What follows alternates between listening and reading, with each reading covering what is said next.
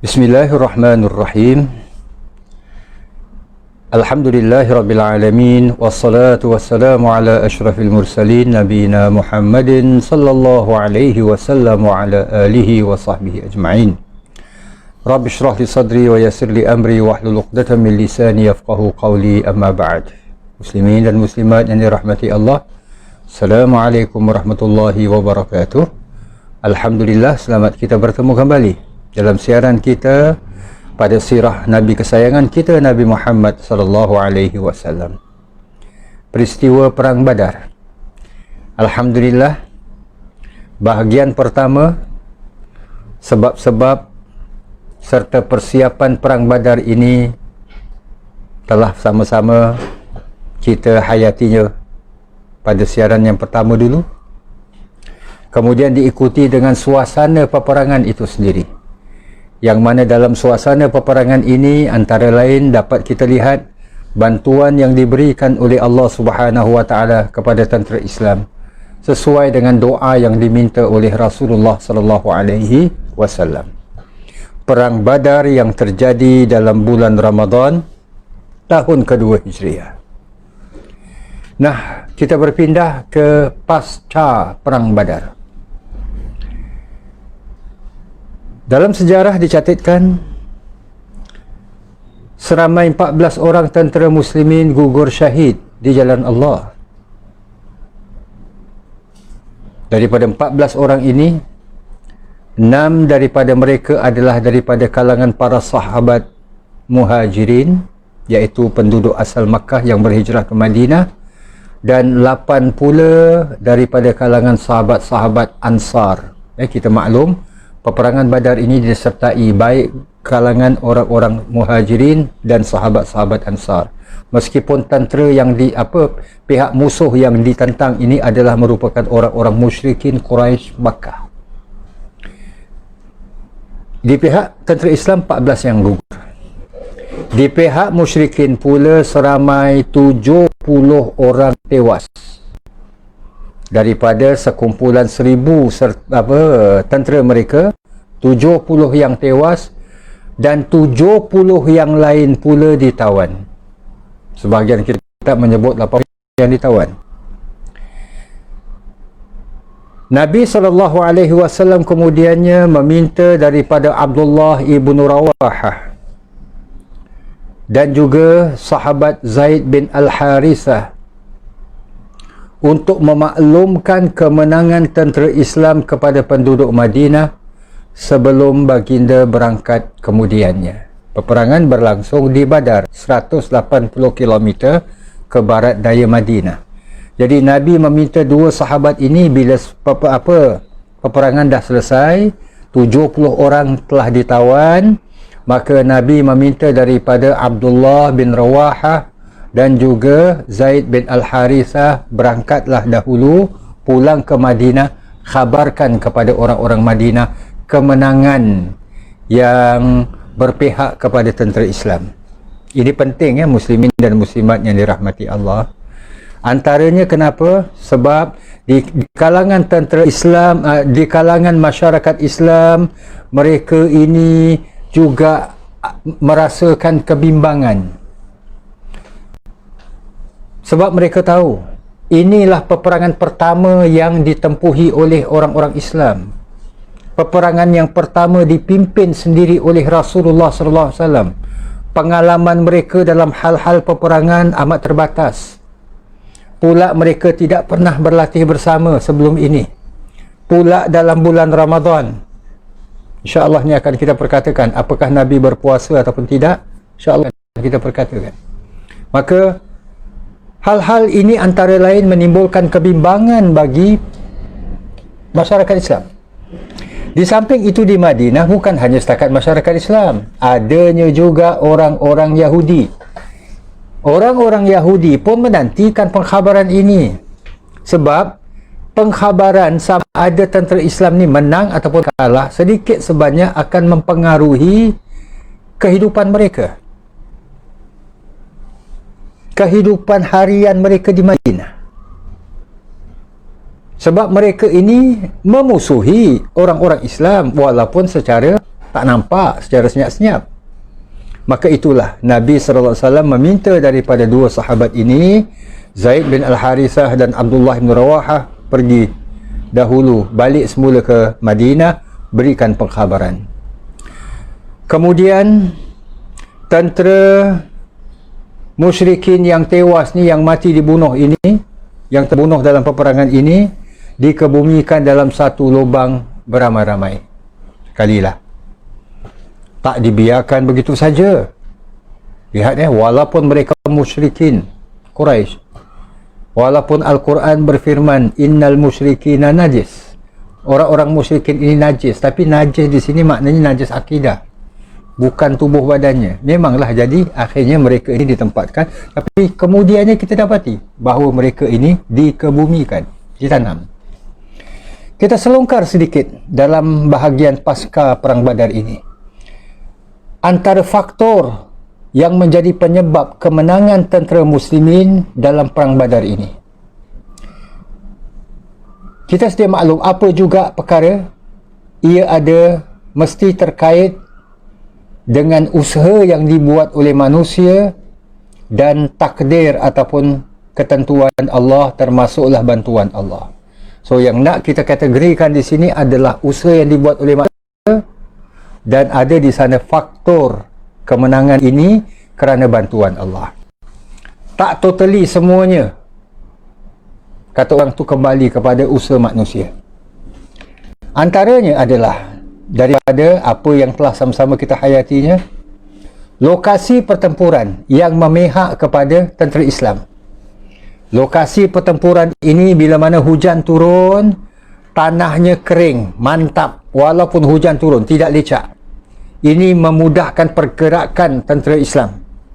So, sebab itu bila mana Nabi SAW pernah memilih ataupun memilih satu tempat untuk menjadi kubu pertahanan, ada sahabat yang memberikan idea, ini kurang sesuai. So, lokasi pertempuran.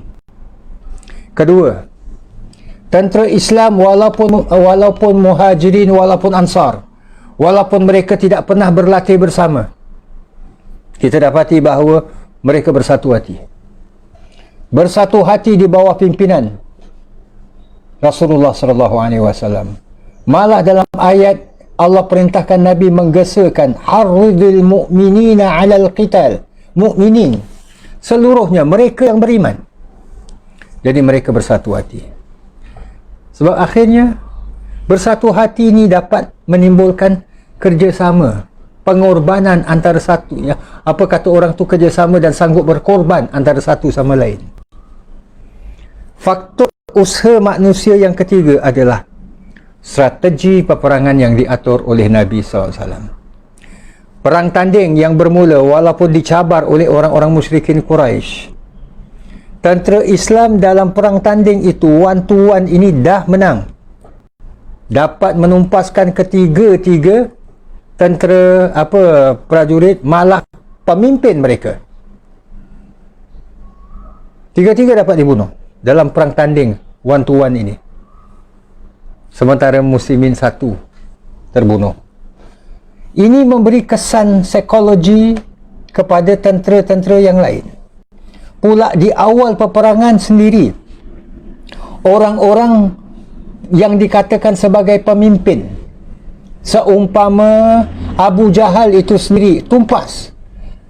Dengan tewasnya Abu Jahal, orang-orang ataupun tentera musyrikin ini telah runtuh semangat mereka, menurun semangat mereka.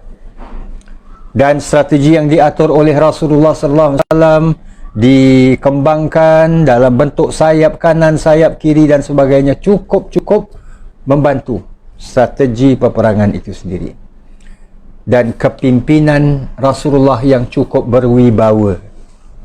Mereka yakin Rasulullah SAW dengan kepimpinan baginda, bukan hanya sekadar baginda hanya sesuai mengimamkan solat. Rasulullah SAW bukan hanya sesuai menyampaikan kuliah, tapi Rasulullah SAW adalah komandan tentera yang dapat memberikan arahan dalam hal-hal peperangan ini dengan cukup berwibawa dan jitu. Ini faktor usaha manusia. Faktor bantuan Allah antaranya adalah dengan Allah ini menghilangkan rasa cemas di kalangan tentera Islam. As-sakinah, itu yang ayat yang telah kita bacakan.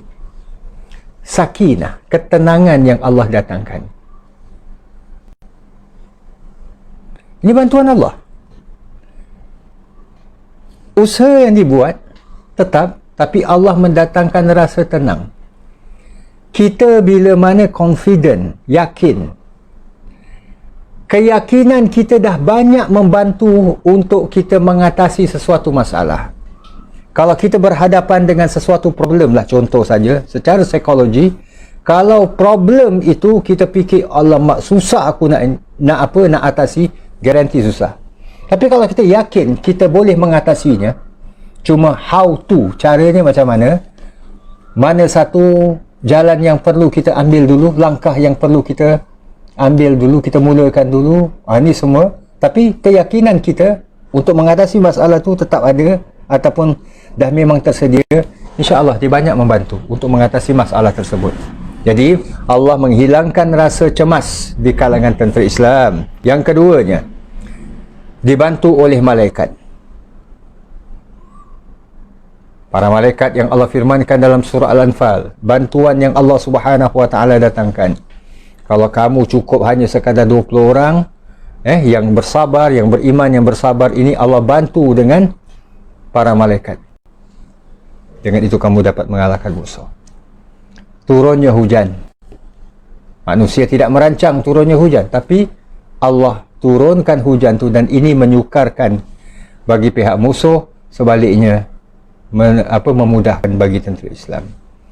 Kerana hakikatnya Allah Subhanahu wa taala dah berfirman pun, yang terkisah dalam kisah Bani Israel, walaupun tentera Islam dalam jumlahnya sekitar 313 atau 314, dapat mengalahkan tentera musuh yang jauh lebih ramai.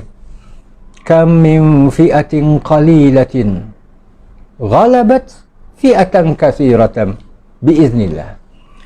Berapa banyak kelompok-kelompok, kumpulan-kumpulan yang kecil, golongan yang sedikit ini dapat mengalahkan golongan dan kelompok yang besar dengan izin Allah. Wallahu ma'as sabirin, dan Allah beserta dengan orang-orang yang sabar. Itu hakikatnya. Muslimin dan muslimat yang dirahmati Allah, dalam Al-Quran terdapat dua tempat yang secara langsung Allah firmankan berkaitan dengan peristiwa Perang Badar ini.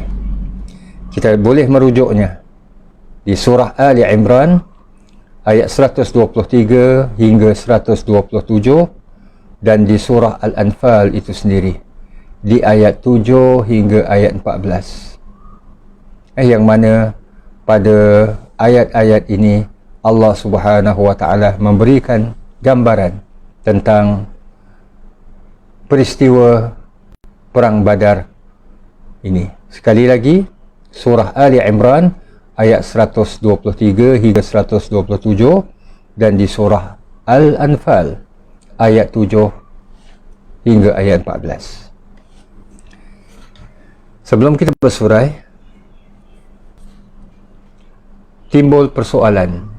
Kita lihat ulama kita cukup bersedia bila ada persoalan-persoalan yang ditimbulkan. Antaranya adalah, apakah Nabi SAW dan para sahabat berpuasa semasa Perang Badar? Ada beberapa riwayat yang kita lihat. Antaranya daripada Umar ibn Al-Khattab radhiyallahu anhu, sahabat agung ini. Ia kata, kami berperang dalam dua peperangan. Yang dimaksudkan dua peperangan, kedua-duanya terjadi dalam bulan Ramadan. Satu Perang Badar tahun kedua Hijriah yang sedang kita perkatakan ini, dan satu lagi pembukaan kota Makkah, iaitu Fathu Makkah tahun ke-8 Hijriah. Kata Umar sekali lagi, kami berperang dalam dua peperangan, iaitu Perang Badar dan Fathu Makkah bersama Rasulullah SAW dalam bulan Ramadan. Lalu kami berbuka puasa dalam kedua-dua peperangan tersebut. Maknanya daripada hadis daripada Umar radhiyallahu an, maka Umar menyatakan kami berbuka, yakni kami tidak berpuasa. Hadis riwayat Imam At-Tirmidzi. Abu Sa'id Al-Khudri pula berkata, kami pernah musafir dengan Rasulullah sallallahu alaihi wasallam ke Makkah dalam keadaan kami berpuasa. Dalam bulan Ramadan ni kami berpuasa. Kami pun singgah di suatu tempat. Ini bila suasana Fathu Makkah. Perang Badar tahun kedua. Kedua-dua peristiwa ni berlaku dalam Ramadan. Fathu Makkah tahun ke-8, Badar tahun kedua. Badar kerana peperangan. Kalau Umar tadi sebut dua-dua lah, Badar dan juga Fathu Makkah. Tapi dalam peristiwa yang disebutkan oleh Abu Sa'id Al-Khudri ini menyatakan ke Makkah bermakna pada pembukaan kota Makkah, Fathu Makkah tahun ke-8 Hijriah. Apa katanya? Kami pernah bermusafir dengan Rasulullah ke Makkah dalam keadaan kami berpuasa. Kami pun singgah di suatu tempat. Yalah, berhentilah, singgah sebentar. Setelah itu baginda bersabda, kamu sudah hampir menghampiri musuh kamu, sedangkan berpuasa lebih menguatkan kamu, sedangkan berbuka puasa lebih menguatkan kamu. Maknanya kamu sedang berpuasa kan, tapi kalau kamu nak beriftar, nak ini tidak berpuasa, itu lebih menguatkan kamu untuk menghadapi musuh. Maka ini perhentian yang pertama, Nabi sebutkan yang pertama. Komen daripada Abu Sa'id, cadangan Nabi itu menjadi pilihan kepada kami. Maknanya kalau nak teruskan puasa, ya puasa, sebab memang kami sedang berpuasa. Dan yang keduanya, bila pilihan kami untuk tidak berpuasa, berbuka sebagaimana anjuran Nabi, maka kami pun berbukalah. Maknanya sukatilah, tengah-tengah, nak teruskan puasa ataupun nak berbuka. Jadi cadangan Nabi menjadi pilihan, itu yang kata Abu Sa'id, pilihan kepada kami. Maka ada yang berbuka, manakala ada juga yang meneruskan puasa. Setelah kami sampai di tempat persinggahan yang lain, teruskan perjalanan dan singgah lagi, berhenti lagi, berehat sebentar, baginda bersabda lagi, kamu sedang berhadapan dengan musuh kamu. Maknanya dah lebih hampir kepada pihak musuh ni. Buka puasa itu lebih kuat untuk kamu, maka berbukalah. Sesekali lagi ibarat Nabi mengulangi, berbuka puasa itu lebih kuat untuk kamu berhadapan dengan musuh. Itu maksudnya. Maka Abu Sa'id berkata, maka itu sudah menjadi kewajipan, maka kami pun berbuka. Maknanya Nabi yang awal, Nabi bila ucapkan, para sahabat faham, oh ini pilihan, nak buka boleh, nak teruskan puasa boleh. Tapi bila mana di tempat yang kedua berhenti lagi, Nabi mengucapkan kata-kata yang hampir sama, maka bagi para sahabat ini dah satu kewajipan, dia bukan lagi pilihan. Maka sebab itu mereka pun berbuka. Ini dapat dilihat daripada kitab Sahih Muslim dan juga Sunan Abu Daud. Daripada dua hadis ini, daripada riwayat Umar yang diriwayatkan oleh Imam Tirmidzi dan juga Abu Sa'id Al-Khudri yang diriwayatkan oleh Imam Muslim, dapat kita simpulkan bahawa Nabi SAW dalam Ramadan semasa perang tidak berpuasa. Tidak berpuasa. Kita lihat kenapa? Sebab Nabi kata, kamu perlukan kekuatan untuk berhadapan dengan musuh. Hakikatnya apa yang terselit di balik dua riwayat ataupun peristiwa ini, hadis ini? Kita dapati bahawa ibadah kita adalah suatu ibadah yang dapat disesuaikan dengan keperluan. dapat disesuaikan dengan keperluan. Kewajipan ibadah ini tak kita tinggalkan, tapi kita laksanakan berdasarkan kepada keperluan. Berhadapan musuh, kita tak boleh tangguh. Ibadah puasa boleh tangguh. Maknanya, hari ini tak puasa kerana adanya keperluan, maka boleh qada di lain hari, boleh berpuasa di lain hari. Jadi, amatlah kurang sesuai kalau kita ambil maksud hadis yang lain pula, bahawa kalau seorang itu berbuka di siang hari Ramadan, dia tidak dapat menggantikannya di lain hari dan sebagainya. Itu secara umum. Tapi ini kerana ada keperluan. Sama dalam isu solat pun, contoh, kewajipan boleh, tapi kerana kita ada keperluan di awal waktu yang tak membolehkan kita ini solat di awal waktu. Waktu zuhur panjang kan? Tak sempat jam 1:10 minit awal waktu, jam 2 masih boleh solat, solatlah. Yang ini tanggungjawab diselesaikan. Tak semestinya 1:10 minit masuk waktu, kerja-kerja semua kita tinggalkan. Tak. Begitulah juga dalam situasi-situasi yang mana kita hadapinya sekarang ini, iaitu dalam isu COVID contohnya pun begitulah, yang mana terpaksa masjid-masjid ditutup, solat Jumaat ditiadakan, kemudian bila dibuka pula fasa nak solat, buat booking dan sebagainya, ada orang yang diwajibkan solat, ada orang tidak dan sebagainya. Kita lihat, ibadah kita ini tetap dapat kita jalankan. Kalau tak dapat Jumaat, buat zuhur lah. Jangan tak dapat Jumaat, zuhur pun lepas saja. Zuhur kat mana? Kat shopping center. Tak wajar lah. So, muslimin dan muslimat dirahmati Allah. Inilah.